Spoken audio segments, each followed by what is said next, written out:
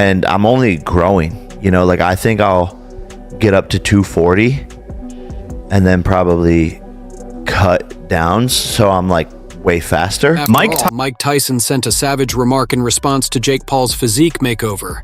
To him, in the interim, Deontay Wilder fears that Jake would render Mike unconscious. Concerned that Mike may be endangering his health, Wilder warned the Sportsbook Review Mike Tyson hasn't been active in 20 years. Therefore, I believe it's terrible that the commission licensed him. They shouldn't just license someone based on who they are, since that's how people get harmed. God forbid he be wounded by a harsh criticism.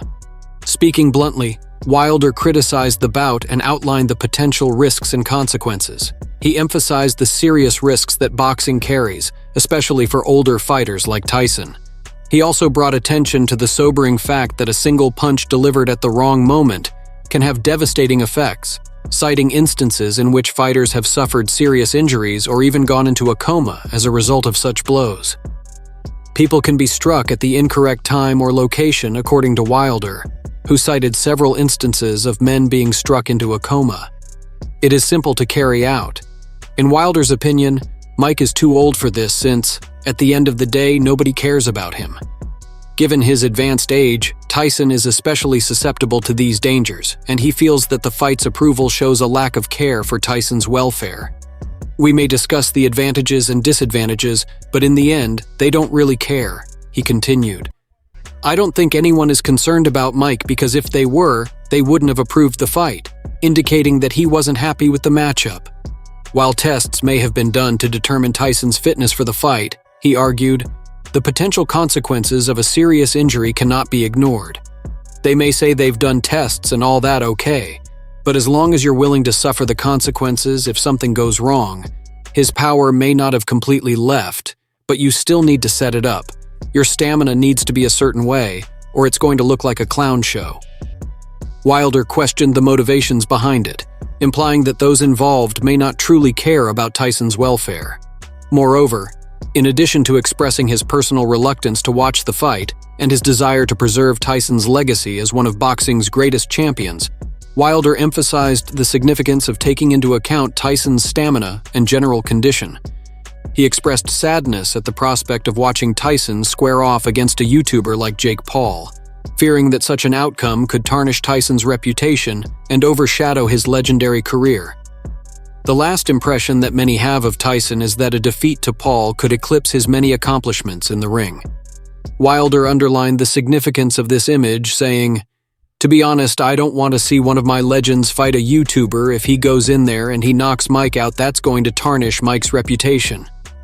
I don't want him being knocked out by a YouTuber being the last thing people remember him doing, because that's not what I want to remember about him."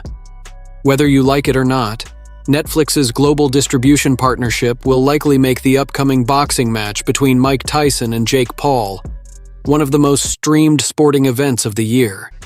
However, despite the vast global audience tuning in, there lingers a glimmer of hope that the fight will take place. Wilder echoed the sentiments of many within the boxing community who have expressed reservations about the Tyson-Paul matchup. His remarks underscore the broader concerns surrounding the fight, including questions about its legitimacy. In a recent interview with MMA Junkie Radio, Daniel, the former UFC double champion, offered his opinion on the much-awaited boxing battle and his prediction for how the showdown will go.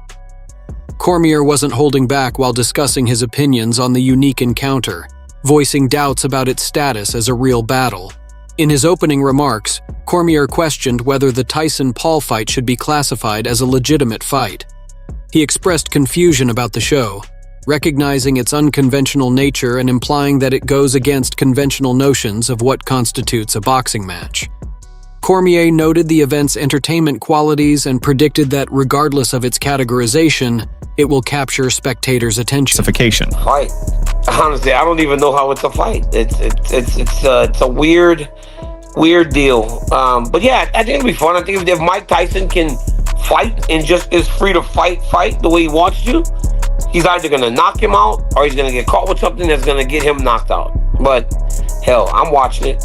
It'll be fun as long as it lasts because anytime Iron Mike fights, I'm such a massive fan, it don't matter. his age. Granted, Stating his expectation for the result, Cormier highlighted the possibility of a knockout, imagining a situation in which one of the fighters delivers a knockout blow to end the contest.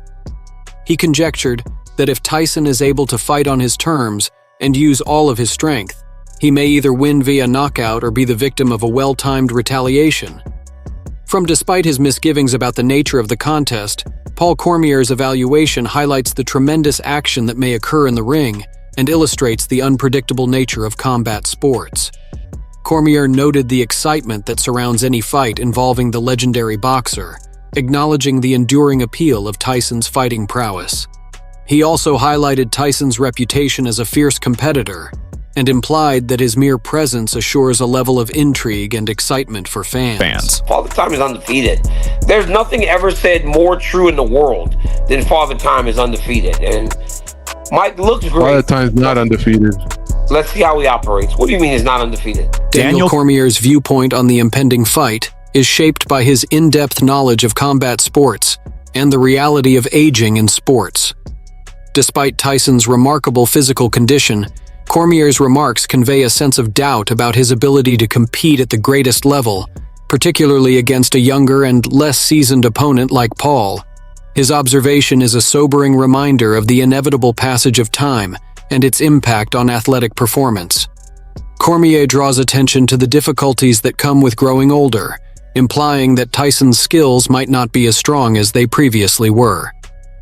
This sentiment was also expressed by Cormier when he appeared on First Take with Stephen A. Smith, highlighting his worries regarding Tyson's preparedness for the fight.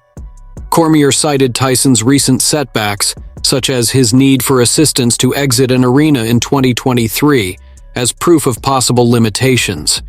He questioned the prudence of Tyson's choice, considering his health worries, and voiced shock at the thought of Tyson going back into the ring only a year after such occurrences. Love that Mike gonna make his money. I really do love that Mike is gonna make his money. But to me, it's some baby back BS, man. You got Jake Paul, who just fought some dude last weekend, was a minus 2,500 underdog to Jake Paul. It doesn't happen like that. This guy speaks of building himself as a true fighter. Him fighting a 57-year-old Mike Tyson doesn't do that. I don't love that outside of the fact that Mike gets to make some money. Jake seems to be going backwards, and I'm not a Jake Paul hater. I just don't like the matchup, and I also love Mike Tyson.